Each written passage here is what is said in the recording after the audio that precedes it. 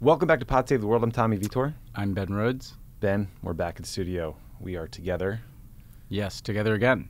Just in time to spend some time talking about Afghanistan. I have the grimmest podcast we've ever recorded. Yes, it has been a momentous and awful week there, and we figured let's just dedicate the entire show to what's happened over the past week, really what's happened over the past 20 years. Get into all the context here because, look, there's some big things happening, like this earthquake in Haiti is heartbreaking, and it's something we should keep an eye on, but I think the whole world's eyes are on Afghanistan right now. Yeah, no, I mean, and Haiti is something that will require, extended attention, and I saw Samantha Power is very much on this. But yeah, right now I think it's impossible to focus on anything but Afghanistan. It's actually one of those times where I'm glad that there's a podcast where we can actually, even in an hour, you can barely scratch the surface of the context here, but you can do a little bit more than you can on a cable. Yeah, it's weird that Twitter's not cutting it. Or Twitter, Twitter's not the right genre for this one.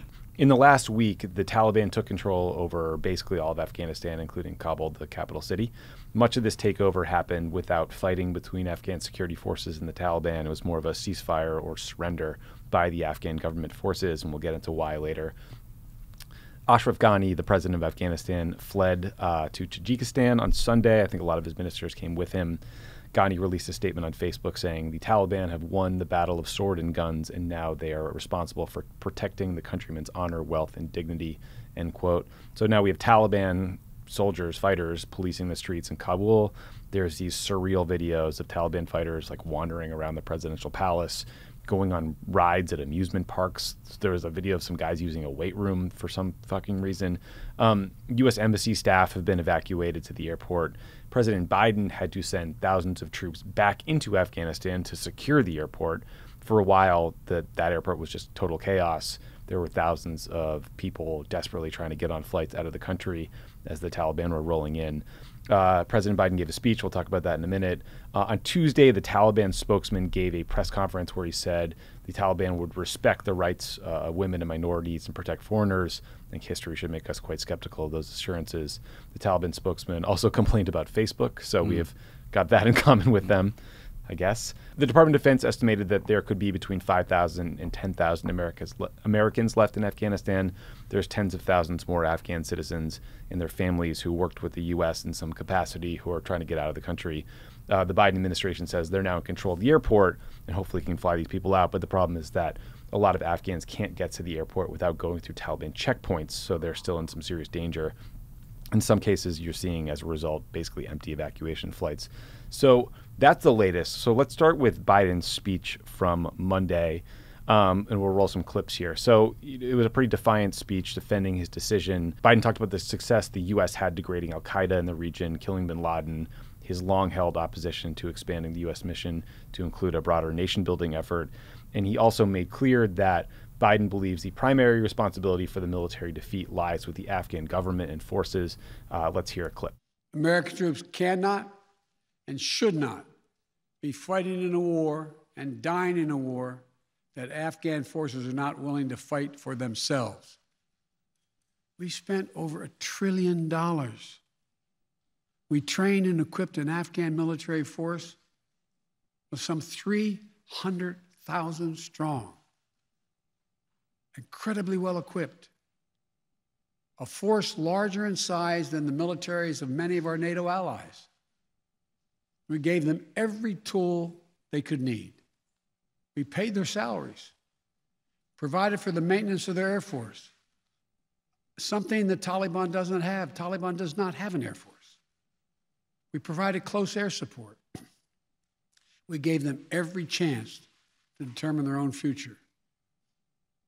We could not provide them was the will to fight for that future. Biden also had some harsh words for Afghanistan's political leaders, so we'll listen to that clip and then we'll talk about it. When I hosted President Ghani and Chairman Abdullah at the White House in June, and again when I spoke by phone to Ghani in July, we had very frank conversations. We talked about how Afghanistan should prepare to fight their civil wars after the U.S. military departed, to clean up the corruption in government so the government could function for the Afghan people. We talked extensively about the need for Afghan leaders to unite politically. They fail to do any of that. I also urge them to engage in diplomacy, to seek a political settlement with the Taliban. This advice was flatly refused. Mr. Ghani insisted that the Afghan forces would fight, but obviously he was wrong. So, Ben, some listeners were upset by Biden's blunt criticism of the Afghan military in particular, probably less so of the government. I think I understand the point he's trying to make here. I mean, again, like a lot of these peace deals were cut between Afghan forces and the Taliban. We'll get into why later. I also understand how people listening might find this insulting to the tens of thousands of Afghan soldiers, police, many, many more civilians who've been killed over the years. But what did you make of that pointed criticism and the speech generally? I think the speech generally encompassed, basically his best case, which was, Joe Biden has not believed that the United States was capable or should carry out a nation-building exercise in Afghanistan, that 20 years into that effort, the idea that we would stay for another year or 5 years and make a difference in what was already a deteriorating situation, he just didn't believe that was feasible or possible. And therefore, you have to end this war at some point, and he decided that this is the time. And I think that that's a very credible argument to make. I think that the clips we heard, there's a couple of problems with them. One is, just as you said, that there was a kind of noticeable lack of empathy. The Afghan security forces have lost over 60,000 people fighting the Taliban. They've been fighting them for years. He almost made it sound like we've been doing the fighting and now we left and then they just refused to fight.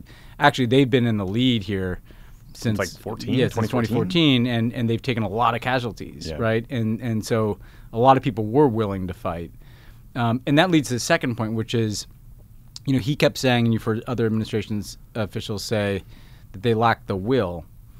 And there may be a political point to that I'll get to in a second, but really they lack the capability. And that's as much an indictment of our policy over 20 years.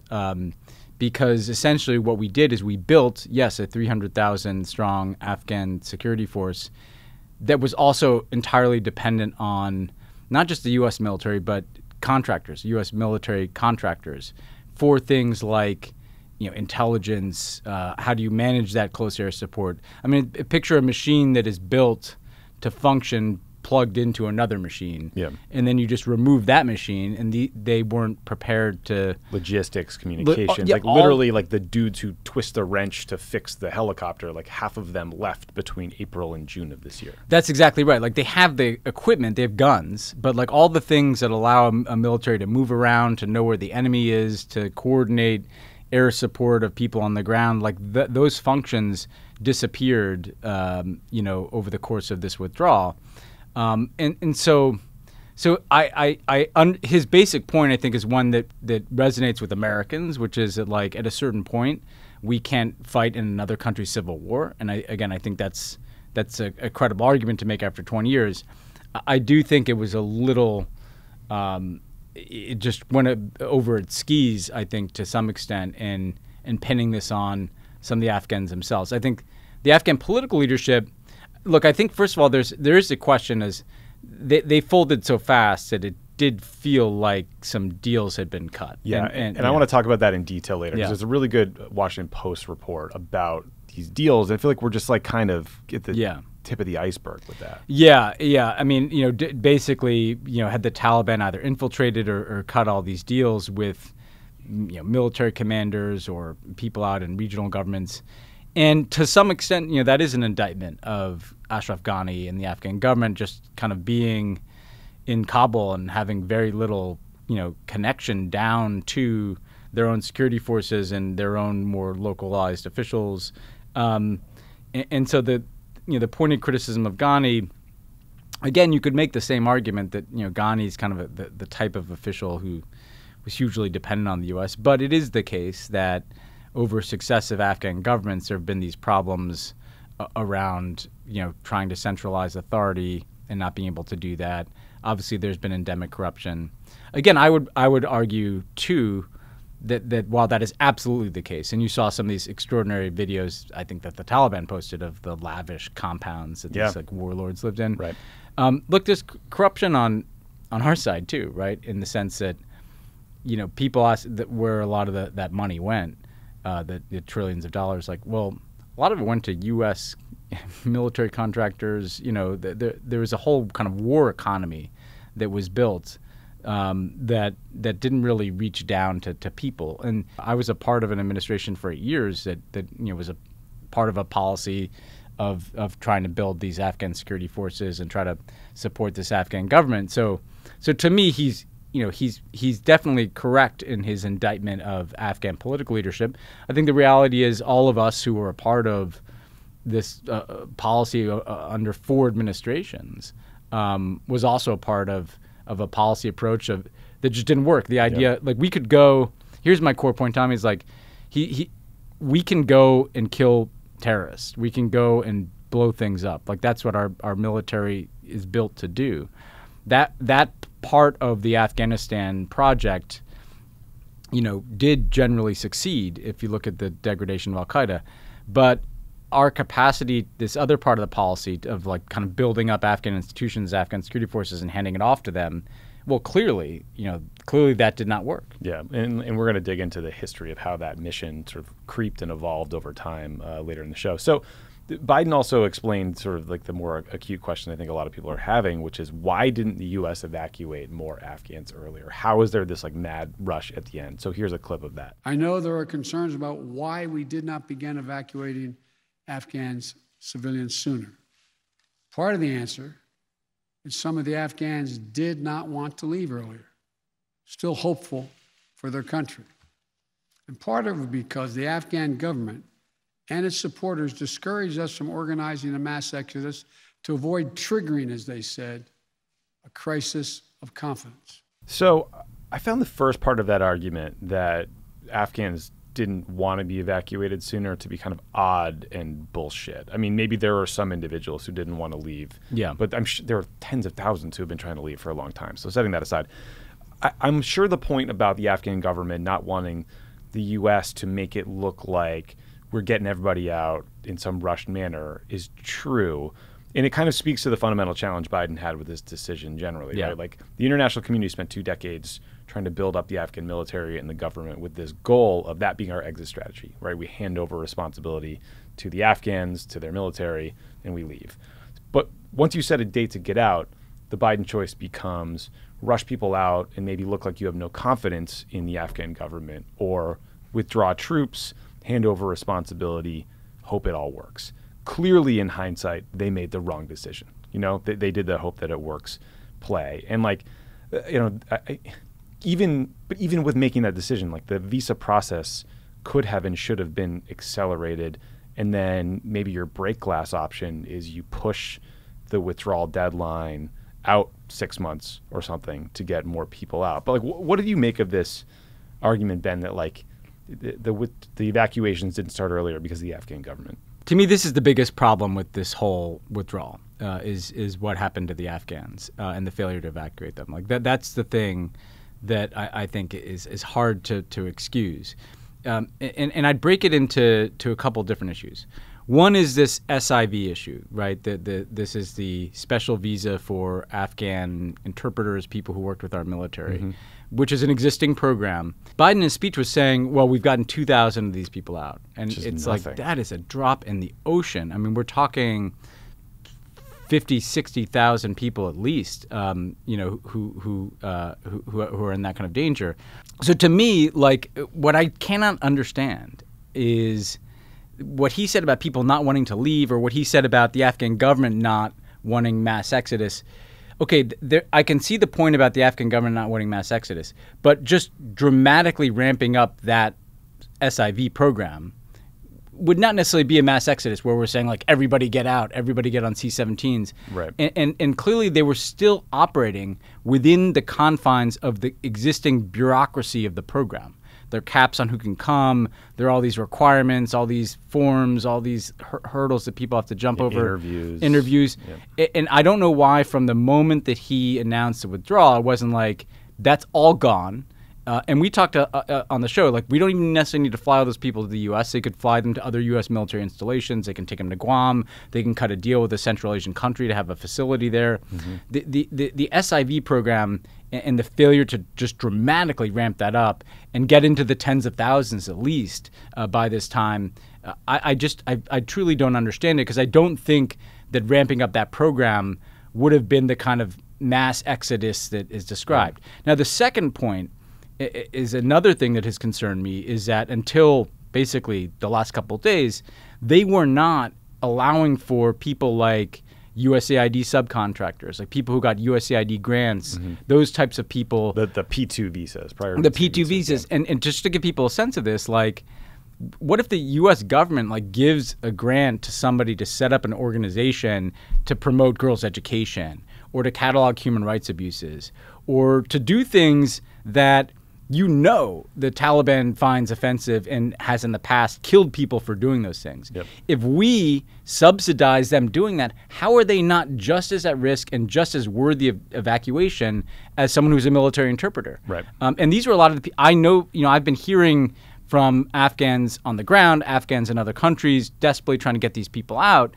These people want to leave. So I don't understand the argument that, I'm sure anecdotally there were some Afghans who were like, I want to stay. I even know some Afghans who, I don't know if they wanted to stay, but like they were hoping for better than what happened. Sure. But I wanted to see both like that SIV program moving much faster, but then a much larger category of people can get out. They're there now. The question is, how many people can they get out in the coming days, which we can talk about. So you could sense, and I sense this in Tony Blinken's comments in recent weeks, that they did truly believe. I don't think it's spin. I think that they truly believed that there was a risk that if it was a mass evacuation, it would kind of precipitate the exact collapse that did happen. But they could kind of see that was happening anyway. You know, the writing's been on the wall here for a number of weeks. Well, and that's the thing, right? I think like doing the right thing almost required the U.S. government to preemptively say, this effort has failed. The nation-building part of this has failed. The government is not stable. It's not trusted. It's seen as corrupt.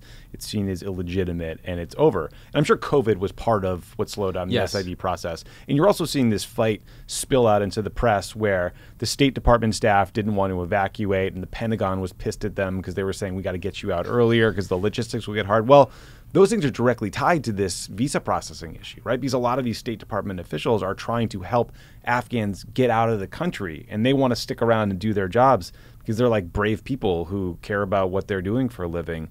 But, there's this push and pull, and it's really hard. We dealt with this a lot after Benghazi, when we were constantly looking at like, what embassies are safe, what are secure, how can we keep people safe in like dangerous places like Pakistan?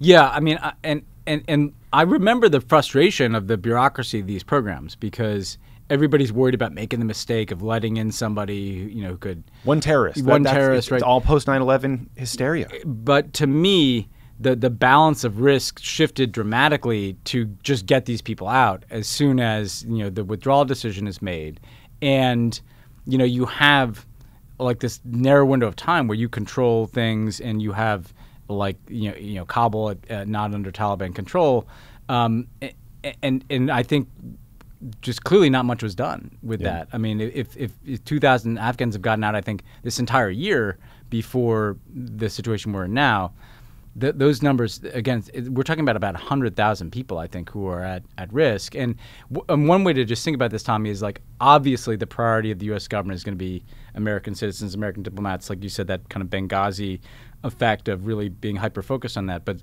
the distance between the lengths that we go to extract Americans and what's been done for Afghans who sacrificed a shit ton and whose lives are at in some ways much greater risk than those Americans, because it's more likely, I think, that the Taliban goes around trying to kill and extract or put in prison or do whatever horrific thing they might do to Afghans than that they go hunting for Americans. Like, that's a very uncomfortable reality that we've all, I think, experienced the last few days. Yeah, and look, this decision to not get more Americans, State Department personnel out earlier could look worse and worse over time if the security situation gets hairier. But I totally agree with you that it seems already more likely that the Taliban are going to target Afghan citizens. And I just want to say one thing, Tommy. Like, I know, I don't want to even name any of these people because, like, you don't want to put them in critters, but the types of people I know or I'm familiar with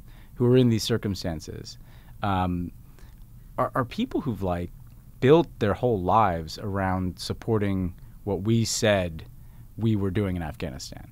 People who studied in the United States so that they could go back and join the Afghan government or set up a civil society organization, or people who truly believed that Afghanistan's future was going to be determined by how they treated their women, so they were going to go out and build schools for Afghan girls. Like, you cannot overstate how much these people put themselves on the line for what we said we believed in for them, and man, like, this is a shameful situation. And I don't say that to single out even just Biden on this one. Everybody, every one of us who worked on this policy, should think about that for as long as we are, for as long as we're on Earth. But particularly, I hope that whatever comes next in our foreign policy, is more grounded in people like that. Like, people. Well, let's just say grounded what's possible. Yeah. I think the U.S., often as, whether it's setting a red line, whether it's telling the Iraqi Kurds to rise up in the first Gulf War, right? Like, suggesting to others that we will be there for them at all times when it's not necessarily always possible. Jake Sullivan, the National Security Advisor, spoke at the White House briefing today, and I thought did a little better job than Biden of explaining the broader options available when it comes to Afghanistan. Let's hear that clip. But President Biden had to think about the human costs of the alternative path as well, which was to stay in the middle of a civil conflict in Afghanistan. There are those who argue that with 2,500 forces, the number of forces in country when President Biden took office, we could have sustained a stable, peaceful Afghanistan. That is simply wrong. The previous administration drew down from 15,000 troops to 2,500 troops. And even at 15,000, the Afghan government forces were losing ground. What has unfolded over the past month has proven decisively that it would have taken a significant American troop presence, multiple times greater than what President Biden was handed, to stop a Taliban onslaught. And we would have taken casualties. American men and women would have been fighting and dying once again in Afghanistan, and President Biden was not prepared to send additional forces or ask any American personnel to do that over the period ahead. So this is a very important argument, I think, that is not breaking through. And it's not breaking through because I think the media doesn't want to believe it, but also because I think you have some charlatans out there like selling a lie, which is that Biden's options were not keep a few thousand troops in Afghanistan and automatically life is better for the Afghan people, human rights are protected, women and girls are protected. It was keep U.S. troops in Afghanistan, or probably be forced to send more troops to Afghanistan, engage in heavy fighting, take casualties. And for the Afghan people, most of all, it means spending another year or 2 or 3 or 4 living in a civil war, right? And that's the trade-off, right? Like, you get killed. Again, like the visa issues, the criticism of the last few weeks, that is all absolutely real and fair. But Jake, I think, is right that these are the imperfect options Biden had. Like, staying in Afghanistan creates risk for Afghan civilians. Leaving Afghanistan creates risk for Afghan civilians. I don't know how to make this depressing context break through. That's right, and it's the bottom line, which is that 2,500 troops, which is where it was, because of what Trump had done. Right. 2,500 troops in the context of a deal in which you've already cut a deal with the Taliban to leave. I've seen these people say, well, we could have just left those 2,500 troops and had this kind of, status quo that was relatively stable. No. I mean, it was not relatively stable in the sense that the Taliban has been making gains steadily year after year after year, and they were doing that when there were more than 2,500 troops there. Biden said they were stronger today than they were before 9/11. Well, and clearly they are, given how they ran over the country. Yeah. And so, like, in order to stay, first of all, you are going to be in a civil war. You're going to be in the middle, because it has been a civil war in a way for 20 years, like ever since we went in, and even in some ways before that. And so either we were probably going to have to surge back up if we made the decision to stay. 2,500 troops is not even enough to protect our own forces there. Like, so there would have had to be a plus up of forces, I think, in order to stay.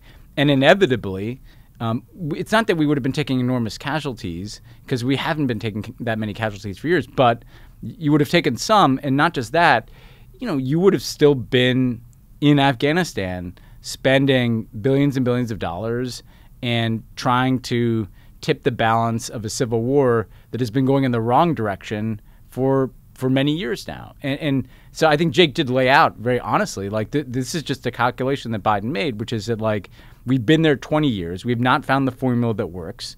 The formula that works is not going to be 2,500 troops there. And he made a determination that, given everything else we have to do in the world, given a desire to kind of put a period on, an aspect of post 9/11 foreign policy, like, this is the only option that we had to do that. Otherwise, we're deeper in Afghanistan with all the risks that go along with that. And I think that's, people don't want to accept that logic, but that logic is clear. And you can argue that, it's worth, like, having a few more thousand troops in Afghanistan. It's worth billions and billions of dollars, and it's worth the occasional American casualty, and it's worth all the bandwidth of the U.S. government that goes into this. And that's another thing. It's a lot of bandwidth in the U.S. government that is not doing other things because it's been fighting a war in Afghanistan for so long. But the idea that there was this status quo option, I mean, that is not right. I mean, that is not right. And Jake is right to point that out. And then, you raise this, this broader question of, like, why did the Afghan security forces not fight? And it keeps getting reported on as an intelligence failure. And I'm not even sure that's the right terminology, but, like, trying to assess what happened. Like, you mentioned this logistics problem, right? The U.S. pulls out. The Afghan army is dependent on U.S. personnel to do logistics or contractors, and suddenly they're gone, and it's hard for these army forces to operate. I think that logistical challenge was compounded by the fact that Ashraf Ghani didn't want to pull back Afghan forces from remote areas that he probably should have retreated from, because he didn't want to look like he was giving up parts of the country. But then they literally couldn't get those guys food, from what I've read. And then the other part of this... And they seem to not be paying salaries. Yeah, and they weren't paying them. If you see the reporting, like, and that may be corruption. Like, why are these guys are being asked to fight and they're not getting paid? And that merits further scrutiny. Yeah, that's a big problem. Yeah. And then the other factor, so there's this really interesting Washington Post report that said that Afghan officials have been quietly surrendering to the Taliban since last year. And they said it started at low levels. When the peace deal happened. Right, when the peace deal happened. Yeah. Well, exactly, right? Well, peace deal, like, right, the Taliban deal. The withdrawal deal. Call it, the withdrawal deal. Yeah. And so basically, what it sounds like happened was these deals were getting cut at lower levels. And then as the Taliban advance accelerated and got momentum, these deals started getting cut by more and more senior Afghan government officials. And that's why you saw, the Taliban just walk into Kabul without firing a shot. Like, one important caveat to this is that the Afghan commando units, their special forces, have been in, like, brutal combat for months in places like Kandahar. Yeah. But the big deal that was cut was the Trump deal. And again, this isn't about politics. It's about facts. Like, the Trump cuts a deal with the Taliban where he says, essentially, we're going to leave if you don't shoot at us. And what happened was, they stopped shooting us, but they kept shooting at the Afghan security forces. And all the Afghan, warlords or regional or tribal leaders are looking and reading the writing on the wall. This is even before Biden comes in. And they start cutting deals with the Taliban because they're literally cutting the same deal that Trump cut. They're cutting a deal that says, like, don't shoot at us, and, you guys can do what you want. And so the momentum of this thing was well underway by the time Biden made his decision. And that's just a fact that has to be a part of our reckoning with this. Well, so I agree. Like, and again, I think it's quite clear from this conversation, and we'll get into the broader history in a second, that, like, 4 presidents are responsible for this outcome. But it's been frustrating to see Mike Pompeo and Trump and others try to take a victory lap on this, given their role. So just some context, Ben, that we should talk about. Like you just said, they cut this deal without the Afghan government, Trump and Pompeo, and invited the Taliban to Camp David. And then they attacked Biden when he took the withdrawal deadline from May 1st to August 31st. They said, oh, Biden's going to stick around forever now. Trump forced the Afghan government to release 5,000 Taliban prisoners, many of whom went right back to fighting. And then in 2018, they pushed Pakistan to release Mullah Baradar, one of the founders of the Taliban, who is now basically the de facto leader.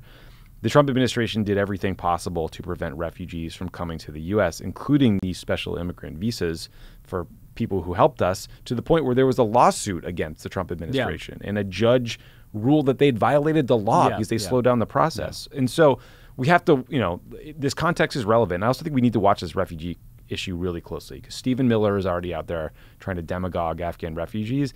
And last night, Tucker Carlson on his show said, if history is any guide, and it's always a guide, we will see many refugees from Afghanistan resettle in our country. And over the next decade, that number may swell to the millions. So first we invade, and then we are invaded. That is some chilling shit from a bow-tied fascist fuck. So I don't know, like that. I just think that context is important. No, I mean, there's so much like there. I mean, the deal cut without Ghani too. Totally undercut him in the country, right? The U.S. government, that has been the principal force in the country for 20 years, cuts a deal with the Taliban that totally excludes the Afghan government. That was part of what cut the legs out from underneath Ghani, because then the Taliban starts cutting deals with these other officials. The strangulation of an already bureaucratic program in terms of refugee admissions, or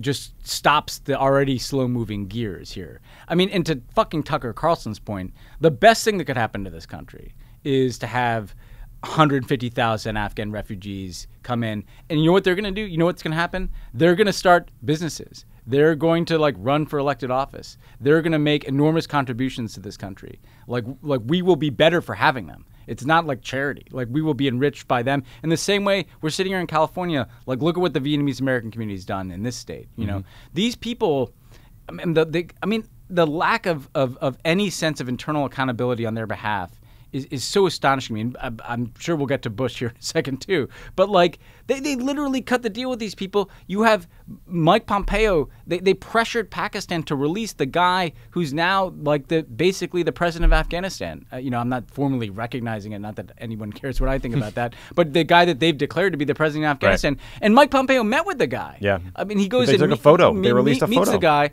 And if oh my God, if Barack Obama had done that, I don't even know what the consequences would have been. But there's this kind of, because there was such a farcical nature to Trump, people didn't take seriously agreements that were reached.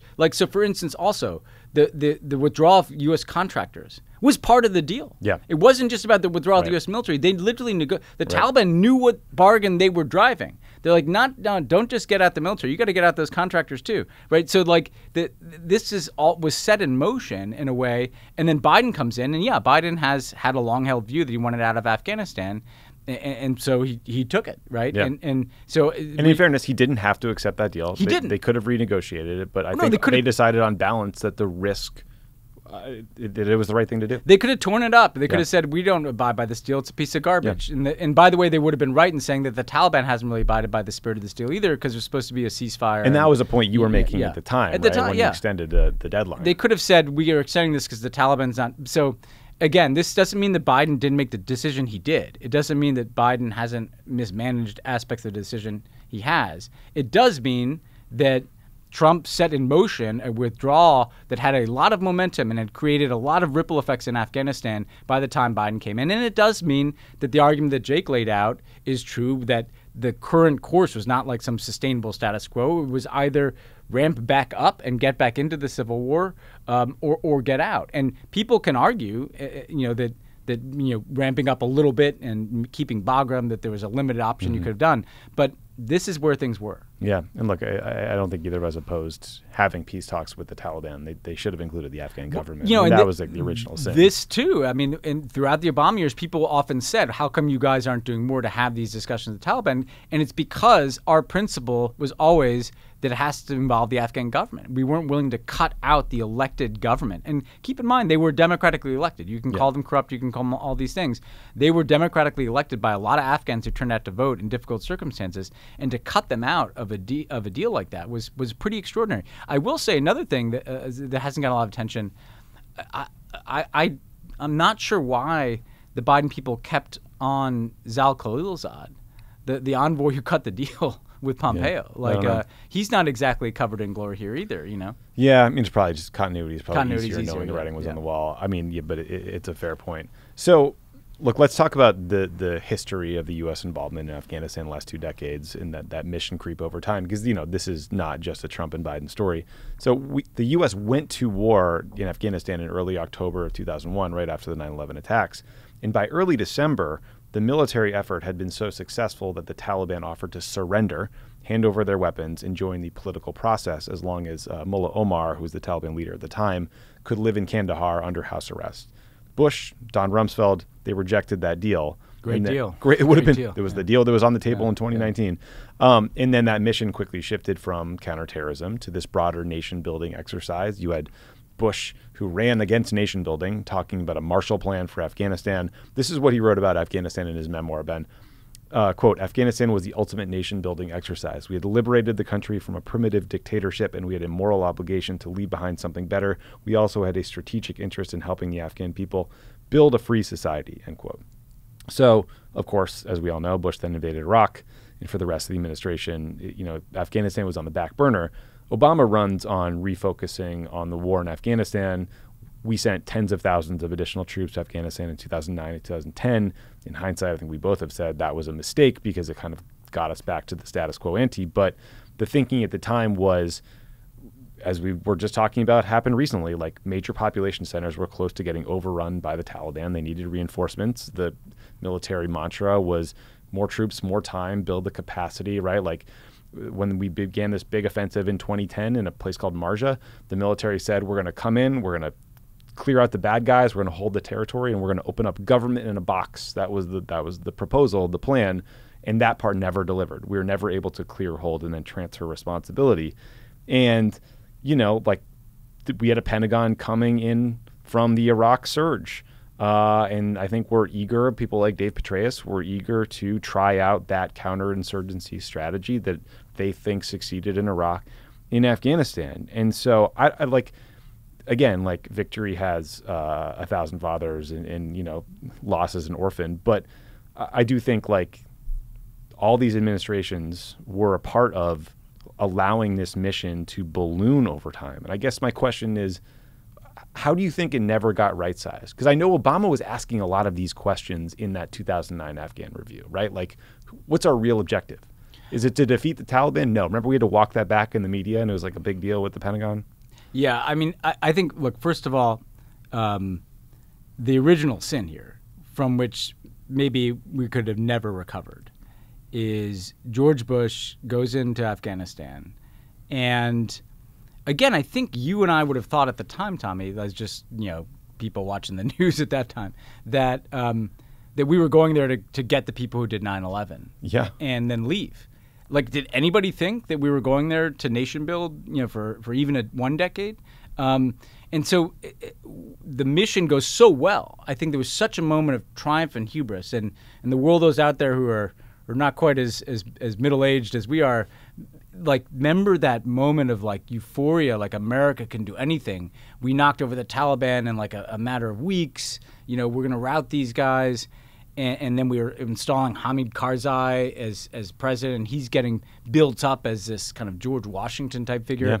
Yeah. And suddenly it became about nation building quickly. And having made that decision, right, to nation build, to then pivot and invade and occupy Iraq and throw far more resources at that's the original sin here. Like we never recovered from that. If we were going to nation build in Afghanistan, Like, you don't need to be like a grand military strategist to know that if you're commencing a nation-building project in a place as distant and different from us as Afghanistan, which may never succeed to begin with, but the last thing you want to do is go invade another country. A place known as the graveyard of empires. Yeah. Oh, it's right? like, oh, the well, British Empire, yeah. the Russians. Like, there are a lot of countries have attempted to nation build in Afghanistan and have failed catastrophically. So that to me is like, that was always, that's in the grand scheme of the 20 years, the decision to nation build and then invade Iraq stands out to me as the one that is kind of irredeemable. Okay, the Obama years, because by the time we come in 2009, and sometimes we should be very clear, like sometimes people act like we were like, the chairman of the Joint Chiefs of Staff, like you and I were communications officials. I was some little shit. But yeah, let's be honest here, right? Yeah. So, and I'm not saying to absolve myself of responsibility. I do just like some context matters, and context is also like I was basically the speechwriter and you were the spokesperson at the time. We come in and the Taliban is making gains, and Al Qaeda had really reconstituted itself, particularly in that border region, on the Pakistani side of the border. But Afghanistan was kind of both a place where they could reconstitute and a platform for going after Al Qaeda. Our mistake, I believe, was a surge, right? In the sense that Obama does this review. In the review, he determines, hey, I don't think we can defeat the Taliban. Like they're here. They have indigenous support. They're resilient insurgency. We do have an interest in defeating Al Qaeda, and the military's objective through its counterinsurgency strategy, the logic of a counterinsurgency strategy, was to defeat the Taliban. Yep. Was to kind of go district by district in Afghanistan, beat the Taliban, build security forces, and it was an incredibly expansive project that would have been far more expensive than even what we ended up doing. Help farmers switch from poppy to grow crops. wheat. I mean, it was an open-ended, really it would have been, over 100,000 U.S. troops there for like a decade, right? Yeah. And that's what they believed. And that might not have been enough. And that might not have been enough. And so then the middle ground that was found was Obama said, like, how long do I need a surge to buy some time and space to take out Al Qaeda? And that becomes, essentially a year and a half. And actually, if you look at the timeline, what's pretty remarkable about the timeline Obama said is that's basically what happened. In that year and a half, we degraded Al Qaeda and we killed Osama bin Laden, right? And so then a second question becomes, why did we stay after killing Osama bin Laden and degrading Al Qaeda? And by that point, it was, we were so invested in this project that we drew down, but we obviously kept a significant amount of forces in there. But so the Obama challenge was getting kind of caught in between going all in with a counterinsurgency strategy that, by the way, was completely politically unsustainable. There's no way Congress and the American people would have supported like an open-ended counterinsurgency campaign in Afghanistan for another 10 years, or just pulling up stakes. And what Obama did is he gradually drew down and he gradually, trained Afghan security forces. We got down to, by the end of the Obama administration, there's roughly 10,000 troops there and very few American casualties because the Afghan forces are taking the casualties. They are in the lead with our support. And he had meetings where it was discussed, do we take everybody out? And I was in some of those meetings. And the analysis he got was basically that this would happen. Right. And Obama said, I can't, on my way out the door, basically leave a collapsed country to the next president. So I'm going to stop this drawdown at 10,000 and allow the next president to make this decision, which I think that is like defensible in the sense of like, imagine on the way out the door just creating this circumstance. Like, I think the question on whether Obama should have gotten all troops out earlier is tied up in the surge and whether there could have been a quicker drawdown. So yeah, I mean that. I mean, look, and I just think, and that, by the way, is like I said, like that sounded like a long answer. That's like just skimming the surface of 8 years of Obama and 7 years of George Bush. Well, and just thinking back to 2009, I mean, like it did feel at the time like the threat from Al Qaeda was growing. It was right, because we had no question. We had a plot the very scary plot around Obama's inaugural that luckily didn't turn into anything. But, the Christmas Day bomber, Umar Farouk Abdul-Muttalib, if he had done a better job of executing his mission, he would have taken down a passenger jet over Detroit. There was the Times Square bomber that emanated, out of Pakistan. Yeah. There were AQAP, there were threats out of Yemen, right? And I'm not, obviously you don't send more troops to Afghanistan to solve a problem in Yemen. I'm not suggesting otherwise. I'm just talking about the broader context that the war on terror, fear, and mentality and risk that we were all hearing about in intelligence from terrorism was pretty high. But here's the central tension in the whole deal, right? That came to the forefront 20 years later this week. There were always kind of two wars. There was the war against terrorists, and then there was the war against the Taliban, right? And the war to kind of build a nation building, domestic. And actually, group. The United States, and Biden said this in remarks, executed the war against Al Qaeda very well and achieved big successes there. And I believe, even as someone who, if you listen, pretty progressive guy here, thinks that the excesses of the war on terror have been a total and utter effing catastrophe. It was the case that, at least from what I saw when I came in 2009, that was a very real terrorist threat. There was a reconstituted Al Qaeda core, there was plotting attacks, and so that counterterrorism piece, went forward. At the same time, there was this disconnect between, is the other war something that we have to defeat and eradicate the Taliban, or try to stay forever? This is going to become a South Korea kind of situation where we have tens of thousands of troops there indefinitely, or is this a situation where we're just trying to get out as responsibly as we can by and so what was decided is, no, this is the latter. We have to get out as responsibly as we can, and that becomes an effort to train the Afghan security forces, and obviously that effort did not succeed. Yeah. So a couple more things. So I think everyone's trying to figure out now, what will a Taliban government look like? I think recent history doesn't pose or paint a hopeful picture. So when the Taliban was in charge of Afghanistan back in the late 90s, and the judicial system was based on a pretty strict interpretation of Sharia law. Women's rights were severely curtailed. They were forced to wear burqas. They weren't allowed to go out unaccompanied. Women couldn't go to school. There were rampant human rights abuses. Religious minorities, particularly Shia Muslims, were targeted, attacked, assassinated.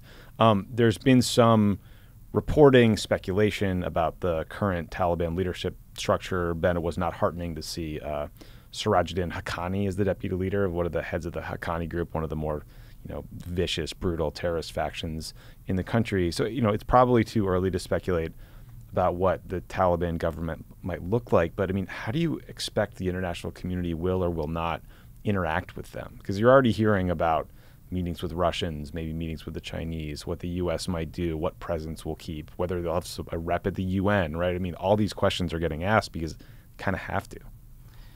So, first of all, the Taliban has clearly gotten better at its media strategy, but I don't have any confidence. They did a press conference today. Yeah, then they did an interview with a woman journalist from Tolo News, the main Afghan news outlet there.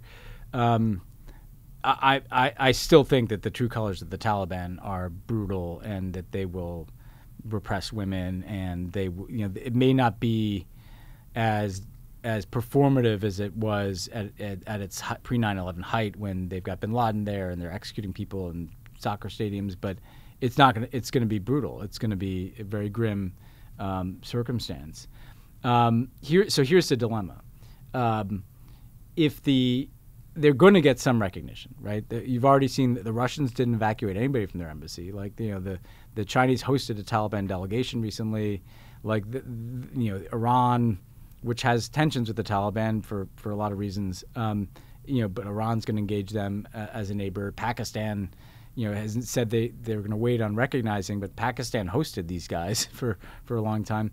So they're going to get, that's going to happen. I think the real challenge for the U.S. and other countries is, on the one hand, you don't necessarily want to recognize and legitimize what could be a truly brutal and repressive government. On the other hand, what you're seeing now is just having a lot of attention on this does have some moderating influence. Mm-hmm. So I think the policy dilemma is is life marginally better for Afghans if we recognize the Taliban and have an embassy there and just trying to have more countries pressing them to be less horrible, or is it better served to not recognize them because of the nature of who they are? I don't know the answer to that question. Here's what I do know. One of the consistent policy failures in Afghanistan is our failure to listen to Afghans. And this is a critique I apply across American foreign policy. Like, we've been in Afghanistan for 40 years, basically, if you count the fact that we basically created the Mujahideen who evolved into the Taliban in the Reagan years when we were using them to fight the Soviets. And at no time, like, we always look at this place just through the prism of whatever the present day political context is in the United States. Like we need to be, and there's another reason why you want a big Afghan diaspora, another reason why you want a lot of these people to get out. Let's listen to them. Let's listen to them about how to think about the Taliban and how to think about these questions. Because, again, I think too often we've been trying to impose solutions on Afghanistan, a place that we clearly don't understand, no matter how long you work on this issue from Washington. And so I think we're going to have to be informed by that viewpoint as well. Yeah. So the last thing I want to talk about is the politics, because the situation, what's happening over there is far more important. But it's very annoying over the last few days hearing cable news pundits say, "Oh, Americans don't care about foreign policy. It's not clear if this will impact them." Total self-fulfilling prophecy there. Yeah, and it's true until it isn't, right? Americans didn't care about foreign policy until 9/11 happened, and then it drove every election for several cycles. Yeah. So, over the years, polling has found a pretty big majority of Americans wanted to get out of Afghanistan. Politico and Morning Consult did a poll that came out on Monday that said that might be changing quickly. They polled from Friday to Monday and found that support for withdrawal had gone from 69% in April to 49% now. So if that's accurate, and there's reasons to doubt all these polls, but that'd be a big shift.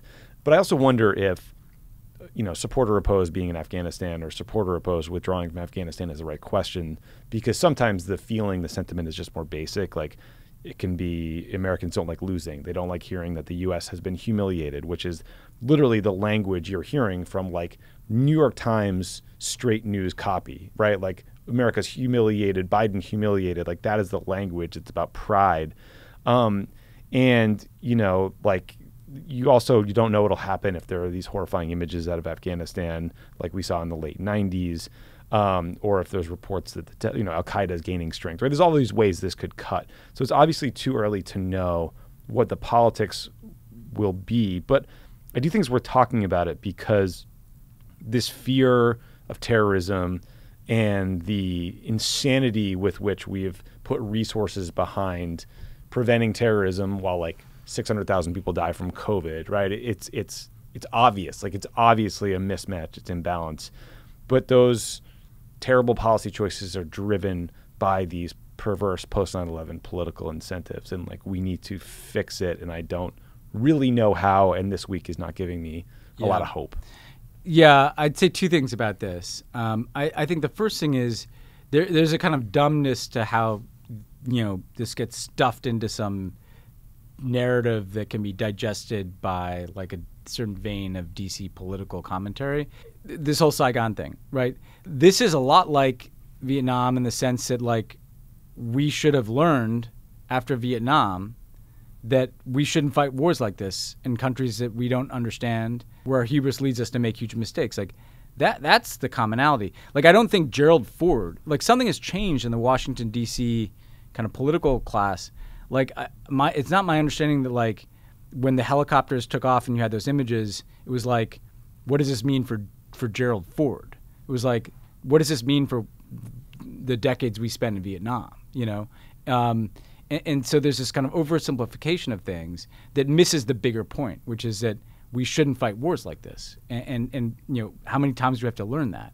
There's even something, Vietnam syndrome, which became this kind of DC foreign policy and media framework that suggested that it was bad. That we had learned from Vietnam that we shouldn't fight wars, and we had to get over Vietnam syndrome. Like, no, I hope we get back to having Vietnam syndrome or whatever you want to call it. So that's about the lesson taken from this. There's such short-termerism about, like, is the lesson that Biden had a bad week, you know? Or like, the optics debate. Like, or the optics debate. Why right? is he alone at Camp David? Why didn't he speak on Sunday versus Monday? It's like, what are we talking about? No, why does the United States of America have a foreign policy that has repeatedly led it to engage in wars in countries that we don't understand, that morph into nation-building exercises that fail? Like that's like the real lesson here. But then on the politics, I think part of the challenge is that the Biden team thus far has been very good at implementing their agenda, but you're never going to have to manage crises. Those crises, sometimes they're beyond your control. This one, they obviously had some say in because they chose to withdraw. But what the Republicans do is they package together very effectively any bad thing that happens overseas with this new brand of identity politics where it's like immigration, the border. For us, like, it was 2014, and it was like, if you asked Americans, do you care about, like, the annexation of Crimea and the civil war in Syria, they would say that they didn't. But the Republicans packaged together, well, there's kind of chaos in Syria, and it looks like we're feckless in dealing with that, and Putin is done something in Crimea, a place that most Americans haven't heard of, but that is an embarrassment for us. That they're unaccompanied children coming to the border. There's Ebola, and that comes from Africa, so that kind of became a part of this big other. The Republicans roll all this stuff up into a ball of fear and a sense of American decline, and just ram it down Democrats' throats. And so, to me, it's not a question of whether Afghanistan will be on the brain of every midterm election voter. The question is whether it becomes a part of a broader narrative they build of a Biden team that is lacking in competence, and there's chaos, and there's scary stuff happening, and we can't control it, and look, there's some foreign policy storm clouds on the horizon. Like, these Iran talks are collapsing. Like, what happens if Iran starts advancing its nuclear program? There'll surely be another international crisis. And the irony is, when international crises happened under Trump, like, nobody expected him to solve them. So he, like, weirdly didn't get blamed when he didn't. Like, for example, like this evacuation or special immigrant visa issue wouldn't have been an issue under Trump because he just doesn't care. Yeah, nobody expects him to care. Nobody expects him to care. But Biden gets extra scrutiny for trying, as he should. Democrats always. I mean, this used to bother me under Obama. Like, the people knew Obama cared about like drone strikes, right? Which, again, we talked a lot about on this show. But did anybody ever ask Donald Trump what he was doing to prevent civilian casualties in drone strikes? No, they just knew that Obama was probably plagued by it because he was. And again, that's fair. I'm glad. I'm not not complaining about the scrutiny of Obama. I'm complaining about the lack of scrutiny of bad faith critics. But to me, I don't know what you think. Like, to me, the political fallout seems like it's more about how does this connect to other things that are happening around the world or other impressions that the Republicans trying to make of Biden. Yeah, I mean, I think the brass tacks is who knows what people will be thinking about, caring about in 6 months. I do think. My concern for the Biden team was, the last few days have looked bad, but depending on how things go in the next week or two or three, it could end up looking even worse. And so they just got to get a handle on it really fast and get people out really fast. To me, this is the number one thing is, like, if they can get tens of thousands of Afghans out and salvage something there and look like they did something that was morally correct and effectively managed, that can change a lot of this impression. So the next few weeks, they should stay. They should get it done. Because if they don't get those people out, and if they're still talking about a few thousand people out, and then Afghans start to get killed, and those we will learn about that, right? That's a different order of magnitude. And you're going to hear the veterans community. I mean, they're already unbelievably upset about seeing people that worked with them, interpreters, et cetera. But if things get even worse for those interpreters, you're going to see them speaking up and being incredibly vocal. I mean, and there's something, because, like, look, I appreciate that Biden was very clear of, like, I don't regret this decision because I think it's right for America, and here's why. The two things missing, again, to end where we started, was the lack of empathy for the Afghans and the lack of kind of acknowledgement that there are things that we're watching that should be done better. From a guy who is known for his empathy. I mean, we watched human beings fall from the wheel well of a fucking C-17. Yeah. I will never forget that image for as long as I live. Yeah. Obviously, like, I'm not saying that was Joe Biden's fault, but like, part of your job as president is to speak to how people felt seeing that, or the humanity of the individual who fell off that plane. And to have empathy for other people around the world. I mean, and there's something I've been thinking about, Tommy, a little bit too, because I remember, you can be guilty in the White House sometimes when you're so bombarded with criticism, you weirdly take that as like validation that you've done something brave and right, you know? Sometimes you have to listen to the criticism, you know? And it doesn't mean you have to question your core decision, right? And this is kind of part of what we went through, say, and you were gone by this time with the red line thing, but like, they need to show that they've learned something from this, I think. And I say that with humility and sympathy. I say that as someone who made that mistake myself. So I'm just trying to learn from my own experience that I think people will respect and appreciate it if, number one, they really, move heaven and earth and take on some risks to get Afghans out in the next few weeks. And number two, that there's kind of a bit of a demonstration that, like, okay, we 100% stand by this withdrawal decision, but we understood and we did some things wrong, and we're gonna evolve to do better. Yeah, and they're going to keep making that point that Jake made, that the U.S. staying in Afghanistan or sending more troops and continuing to fight in the middle of a civil war has a cost for the United States, but has an even greater cost for the Afghan people, especially civilians who are caught up in that fighting and killed. But they're going to have to make that case, but also just have to recognize like the recency bias of the images we're seeing, one, and the fact that a lot of members of the media worked with Afghans, interpreters, drivers, fixers, whatever, who they know personally and are trying to help get out. And like that humanity, that personal connection is going to drive some of the coverage and drive some of the moral outrage that you're hearing on TV, like fair or not, right? And like, so they're going to have to speak to both of these challenges. And like, there's no good option. There was no good option here for Joe Biden in Afghanistan. The table was set for him. Yeah. But he could have executed a withdrawal better, and that's just a fact. And one thing we can talk about in future episodes, like, this, I think around the world, people, like, from what I hear in Europe, it's like uniformly like Biden is no different than Trump. Like, he doesn't care about people outside of America. It's America first. There's a way to talk about that. I'll be specific about what I mean about evolving, and it's a messaging point, but that's like a lot of what I focused on. He also said something towards the end of his speech about like how human rights is the cornerstone of our foreign policy.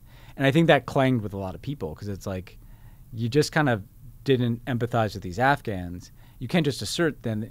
But if he'd said, like, I want human rights to be the center of our policy, and I understand that people might be questioning that now, watching what happened in Afghanistan, but I believe that ultimately the way to put human rights back at the center of our foreign policy is not by continuing to fight wars, but we want to part of our commitment to human rights is getting as many of these people out and learning from this experience to get better.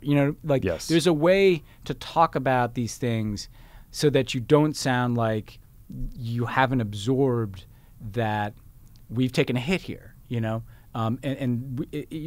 you want to suggest is, no, we understand that, and we're going to try to get better. Yeah, and then we need to end forever the suggestion, argument, op-ed that says that the U.S. can advance a human rights agenda with the military by fighting a war. I mean, it hasn't worked. Biden can get the high ground on this in some ways. 100%.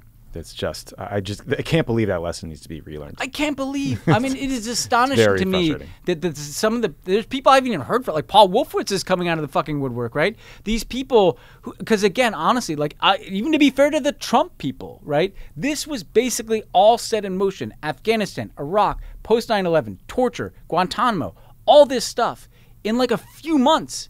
I mean, ICE was created in the post 9/11 reforms. Like, all of these excesses that we've lived through were shaped by a pretty small number of people in the George W. Bush administration. And they're still like held up as these authorities on foreign policy. I mean, what the fuck? You know, like Yeah, I probably would have rejected the Paul I Wolfowitz get more shit op-ed. from these people, but this is insane that these people are still like just walking around as if they're authorities on anything. Wolfowitz, Bremer, get the band Even back like together. but even like Cheney. Connie Rice, you know, like she's a national security advisor. Anyway, Now you're just I ranting. digress. Yeah, now you're just talking your mentions. Yeah. Sorry. It's okay. We're all there. Anything else we should talk about? No, I mean, unfortunately, I think we'll be talking about this Afghanistan situation, you know, going forward. So yeah, and just so folks know, I mean, you know, what I think going forward we'd like to do is obviously get some Afghan voices on the show. Yeah. We tried to get someone in Kabul today who understandably had a lot going on and Yeah, couldn't yeah, make yeah, it. yeah. We also wanted to reach out to the administration to see if they wanted to talk more about this. So those are some of the things we're thinking about for this topic going forward. But yeah, it's And the Europe, I think it'd be important, you know, keep in mind NATO was with us. A lot of allies were with us.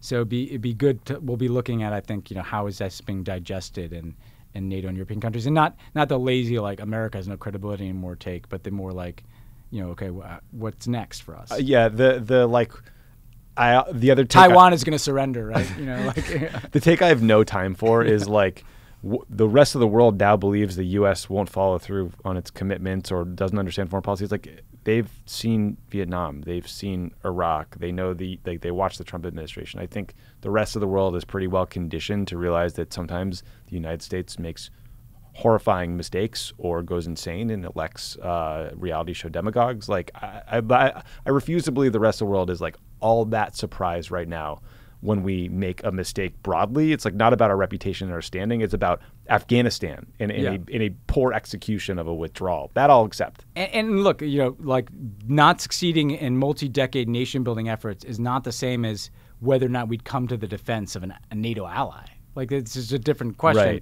Right. And also like to these people like this is America's lost its credibility. Like I think that was pretty much that horse was out of the barn when Donald Trump is elected president of the United States. The thoughtful like, you know, chin scratching takes about America losing its credibility in Afghanistan. I don't know. I guess I could argue that maybe the invasion of Iraq played a role in that. Maybe the financial crisis did, and whatever credibility was left, I'd like to think was pretty much gone. Yeah, man. Well, we'll talk to you guys next week, and I don't know. Share the episode if you like it. Rate, review. We're trying to talk about this in an honest way that includes a lot of self-criticism. But let us know if we didn't do well.